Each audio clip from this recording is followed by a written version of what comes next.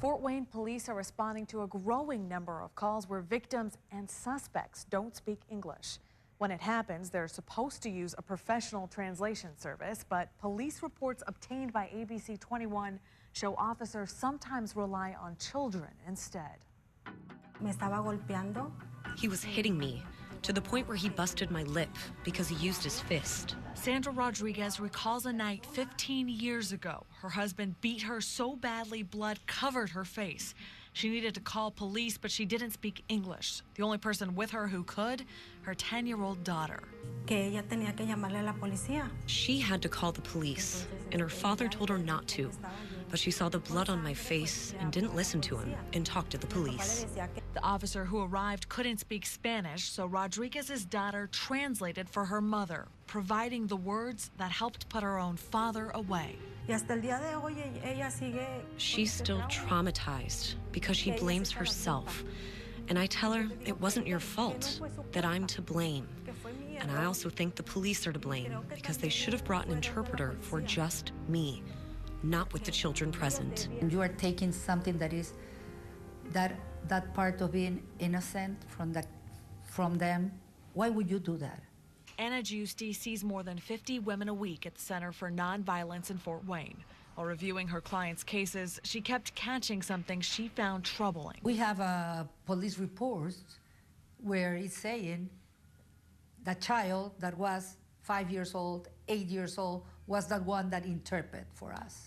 A big problem, Giusti says, not just for the well-being of the child, but for the health of the mother's case against her abuser, as young children often don't have the vocabulary to provide critical details. They will just say, he was mean to my mom. What happened? Well, he was really mean because she had blood, but he's not explaining exactly what happened. So the interpretation is not good, the case is not clear.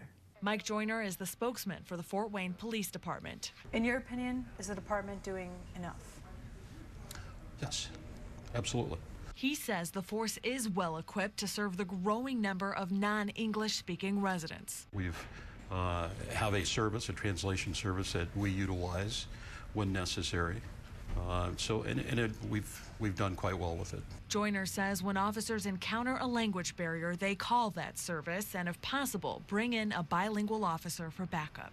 Is that an official policy or protocol? Well, clearly, we cannot do our job if we don't understand the individual or individuals that we are there to assist. And so it doesn't really require a protocol or a policy. It's a common sense approach. So I think it transcends anything that we have to put in writing. Joyner says officers can and should use all resources available to them, including children, to find out if a scene is safe and if anyone needs immediate medical assistance. When we use a juvenile or someone else, it's only because we have an immediate need to know what's going on. If the public isn't in danger and no one needs an ambulance, he says officers stop using the child as a translator.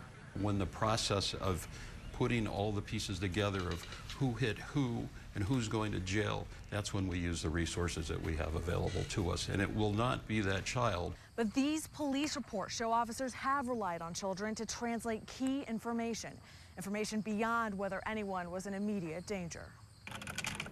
This report from 2013 shows an officer wrote a 2-page description of a violent fight between a man and a woman based entirely on the translation of their son, an elementary school boy.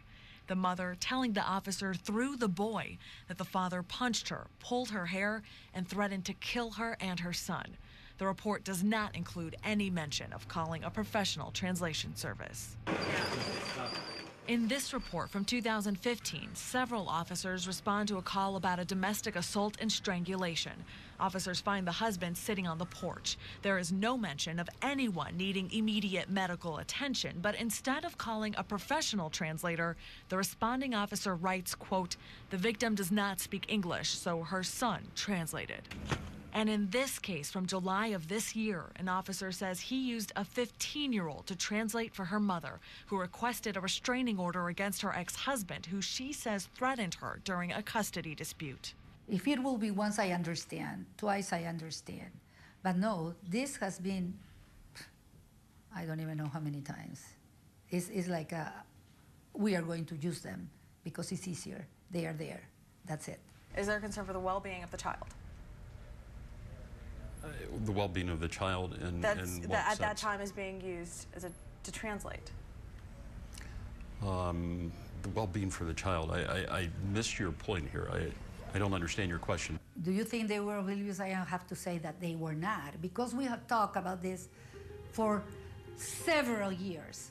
In fact, Giusti says she has shared concerns with police, officers using children as translators for almost 2 decades. And we are still having the same issue. And that's why I think that people are raising their voices now, because this should never happen. This should stop, and hopefully it will stop now. Están utilizando a niños. They're using children. Please don't do this. Don't do this. We have more records of police using children to translate, and we continue to receive more after we wrote this piece, including this police report from just last month, where an officer writes he used an 8-year-old boy to translate for his mother. Lost in translation, the mother's name, which the officer got wrong.